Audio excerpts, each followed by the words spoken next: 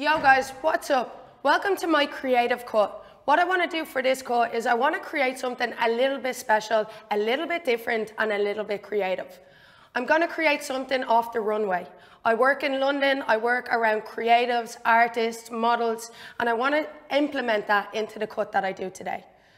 We're going to work with a lot of layers, a lot of texture, and also we're going to create a nice fade on the sides. For this cut, it's going to be called a mullet, but I'm going to add a little bit of an edge to it to make it a little bit different. We're going to take the top nice and short, which will be similar to a crop cut, and on the back, we're going to create some layers and leave a lot of movement towards the nape of the neck. When we get to the edges of the haircut, on the temple, what we're going to do is create a nice clean fade, which is going to add a lot of contrast to the haircut. This is going to be super edgy, super fun, super cool, and something that you better try at home. What I want to do now is I want to start to section the hair. Once my consultation is finished, I'm then going to section the hair and start to plan the haircut. Sectioning is a very important part of the haircut. It's actually one of the most important parts of the haircut. Once we start to section, we can then start to plan the haircut and isolate sections so that we can see exactly what we're doing. I'm going to start by starting off the haircut by creating a profile guideline right down the center of the hair. The profile guideline is super important in the haircut. Generally in men's hair, we talk about a profile guideline and we use this part of the head. That's because we're starting to work in fades at the end. Because this haircut is a scissor haircut, we're going to start to work the profile section right down to the center and to the nape. We're going to start by combing the hair right down to the center and to the back of the nape. With the comb, what we want to do is we want to start to push the hair away and start to create our clean, isolated sections.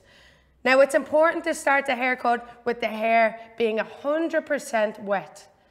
The hair needs to be 100% wet so that you can have maximum control while using your comb and creating those sections.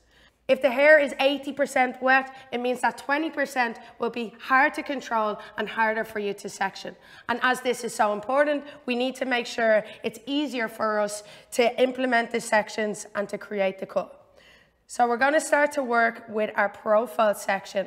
Once that's complete, we're then going to start to work on a radial section, which will go from the widest point of the head. Now, our radial section is super important to create the haircut and create our sections. I like to call this a hot cross bun section. The reason being is because obviously it's in shape of a cross. With my radial section, what I'm doing is I'm going to start to work on either side of my profile section. We're going to start to work from the center of the hair to just behind the ear. Once that's done on one side, I'm going to complete the exact same on the opposite side. Starting from my center section, I'm going to work just behind the ear. I'm going to comb the hair away using my comb. I'm working with my sections all the way through.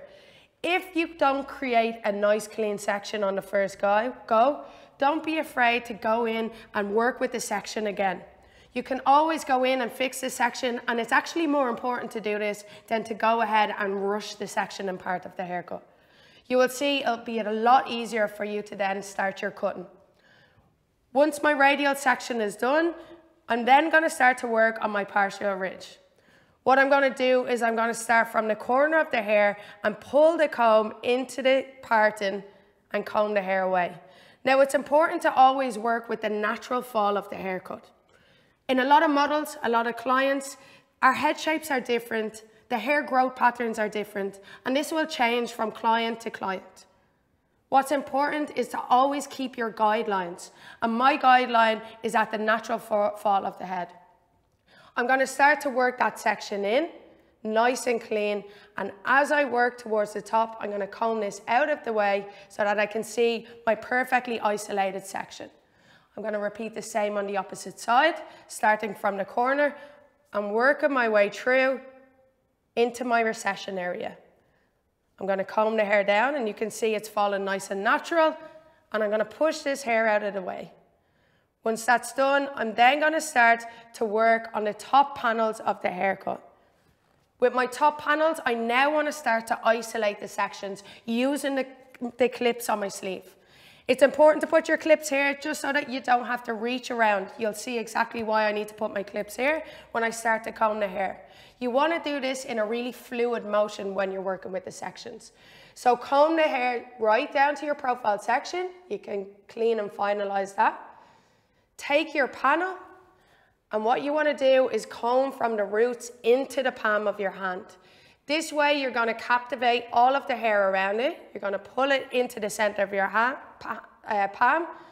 You're going to twist the hair nice and tight and work it into a little bun. And using your clips, you're going to secure that section. You can see it's nice and clean and isolated. I'm then going to repeat the same on the opposite side. So working with our comb, we're going to work into the roots of the hair, working down into the palm, twisting, and working with our clip to section the hair. Okay, once that's done, now what I'm going to do is I'm going to start to isolate the crown.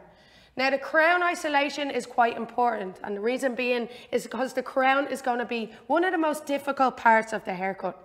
With our crown, we have different types of growth patterns. With my specific model, what you'll notice is he actually has a double crown, which makes it very hard to start to cut. As long as we're aware of it, it means that we can start to focus, realize, and work around it.